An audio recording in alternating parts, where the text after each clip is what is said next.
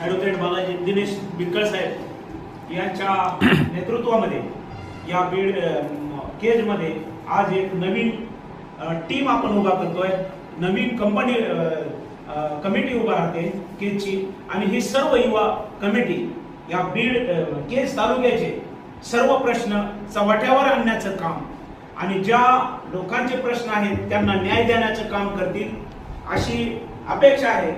खरं तर आम आदमी पक्ष सर्वसामान्याचा पक्ष आहे. आम आदमी म्हणजे सामान्य माणूस, मराठीतला शब्द म्हणजे सामान्य माणूस, आणि सामान्य माणसाचे सामान्य प्रश्न उचलणारा म्हणजेच आम आदमी पार्टी, आम आदमी पक्ष. हा माननीय अरविंद केजरीवाल जे दिल्लीचे मुख्यमंत्री आणि आम आदमी पार्टीचे सर्वेसर्वा त्यांच्या मार्गदर्शनाखाली आपण सर्व चालतो. खरं तर आम आदमी पार्टीचे स्पष्ट उद्देश आहेत.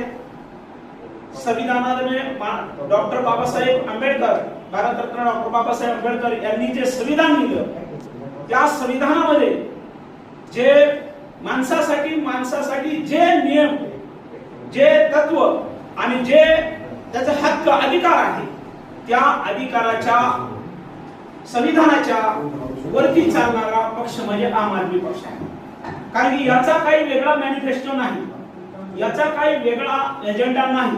कारण की जो संविधानामध्ये माणसासाठी हक्क दिलेला आहे, मग तो शिक्षण असेल, आरोग्य असेल, पाणी असेल, या सृष्टीच्या ज्या व्यवस्था आहे ती कशी माणसापर्यंत भेटेल आणि जे माणसाला जगण्यासाठी जे श्रेष्ठ पाहिजे ते कसं त्यांना सरळतेनं भेटेल, या गोष्टी संविधानामध्ये जशा पद्धतीने लिहिल्या तशा पद्धतीनं सामान्य माणसापर्यंत पोहोचल्या पाहिजेत, यासाठी आम आदमी पार्टी पक्ष काम करणार आहे.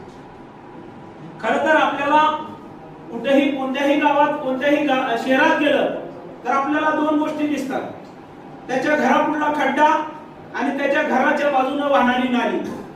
आपल्या देशाचं एक दुर्दैव असं आहे की आपल्या देशामध्ये गावात काय पाहिजे ते विचारलं जात नाही, गावाला काय पाहिजे ते विचारलं जात नाही, परंतु मुंबईच्या एअर कंडिशन मध्ये बसून तिथल्या तुमच्या खेडेगावाच्या योजना बनवल्या जातात. हे सर्वात मोठं दुर्दैव आहे. आम आदमी पार्टी तसं करत नाही. आम आदमी पार्टी तुमच्या गावात येणार, उभा राहणार, किंवा तुम्हाला काय प्रश्न आहे तुमचा त्याच्यावरती काम करणार.